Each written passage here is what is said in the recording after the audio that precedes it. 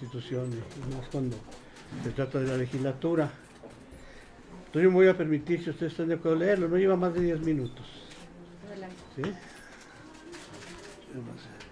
Un vasito de agua que me regalen. Sí, señor. Previo, si no.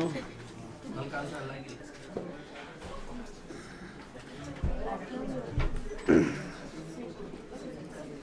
Dice el documento, con motivo del Día del Abogado: de la abundancia del corazón habla la boca, decía el divino Rabí de Judea. Colmado de razones, deseo expresar mi gratitud al gobernador Alejandro Tello Cristerna por su generosidad al haberme propuesto ante el Pleno de esta 62 legislatura para ser receptor de la medalla Tomás Torres Mercado, que este cuerpo colegiado otorga el 12 de julio de cada año con motivo del Día del Abogado. Mi agradecimiento a esta 62 legislatura del Estado al haber aceptado la propuesta del Ejecutivo y honrarme con un reconocimiento a mis actividades profesionales dentro de la educación, el litigio y la función pública. Con el transcurrir del tiempo, las vivencias y los recuerdos se confunden y una sensación de nostalgia se extiende sobre nuestras emociones. La medalla Tomás Torres Mercado, que hoy me es entregada, tiene que ver en este caso no solo con mis actividades profesionales, se impone fundamentalmente con lo mejor que puede sucedernos a nuestro paso por el mundo, la aventura de la vida. Con la familia, con los compañeros de escuela, con nuestros maestros, con la mujer que amamos y con los grandes amigos que nos acompañan en pequeños tramos de nuestro tiempo y espacio o durante toda la vida. Hablar de Tomás Torres Mercado es recordar al alumno destacado e inquieto, luego al reconocido abogado con quien compartí apasionantes litigios y mejores parrandas. Es mencionar al reconocido maestro de amparo de la Facultad de Derecho de la Universidad Autónoma de Zacatecas, al funcionario y al excelente parlamentario. Sin embargo, con todo y en mi caso, hablar de Tomás es recordar fundamentalmente al amigo. Sobre la amistad, nos dice el reconocido filósofo italiano Francesco Alberoni: en el fondo, el amigo es el compañero de caza y de guerra, aquel que está a nuestro lado en la actividad de exploración y conquista del mundo. El amigo no es quien nos da, nos alimenta o nos acoge, no es nuestra fuente de subsistencia, no es nuestro benefactor, es más exactamente nuestro cómplice, aquel que nos ayuda a alcanzar las cosas. La amistad debe ser siempre fresca, ligera hasta cuando es heroica. La amistad debe decir siempre, también frente a la muerte, no hay de qué.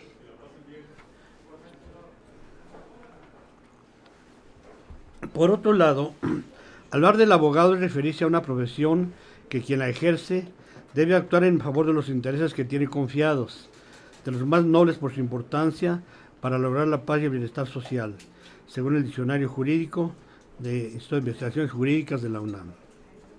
Siendo así, ningún abogado que se precie de tal puede soslayar la grave situación que hoy por hoy padece nuestro país en tres asuntos que tienen que ver con el derecho: la inseguridad, la corrupción y la impunidad.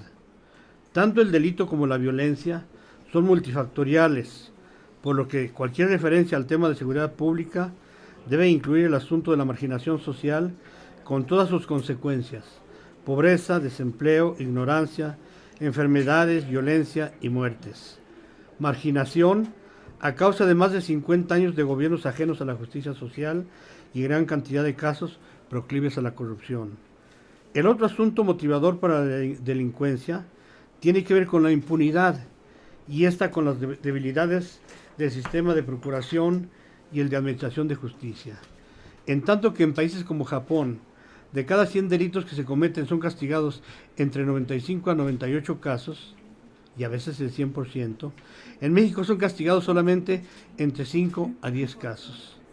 Las debilidades en el sistema de procuración de justicia se deben a que en el arranque del procedimiento penal adversarial, conocido como juicios orales, se arrastraron los viejos vicios, la carencia de una policía ministerial profesionalizada en métodos y técnicas de investigación de los delitos, y la carencia de una policía científica que, bajo el mando inmediato y directo del Ministerio Público, se ocuparan de tiempo completo al esclarecimiento de hechos delictuosos. La capacitación policíaca, sobre todo la que tiene que ver con el adiestramiento para la investigación, debe ser de carácter profesional a partir de centros universitarios. Cualquier llamado para trabajar como policía debe convocar a realizar estudios precisamente de temática policíaca, ya sea preventiva o de investigación, para acceder al trabajo, y no a la inversa, de acceder al cargo de policía para capacitarse después, como erróneamente se hace.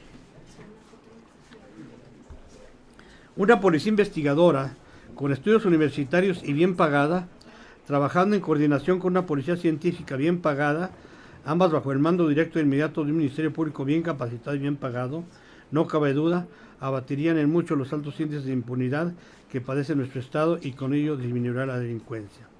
La autonomía técnica y financiera de la Procuraduría significa cerrar el círculo necesario para empezar a cambiar. Sin ese factor cualitativo determinante, no hay posibilidad de cambio en Procuración de Justicia. Y lo que es peor, no habrá avance para un auténtico combate a la corrupción. Se requiere la autonomía de la Procuraduría de Justicia de las entidades.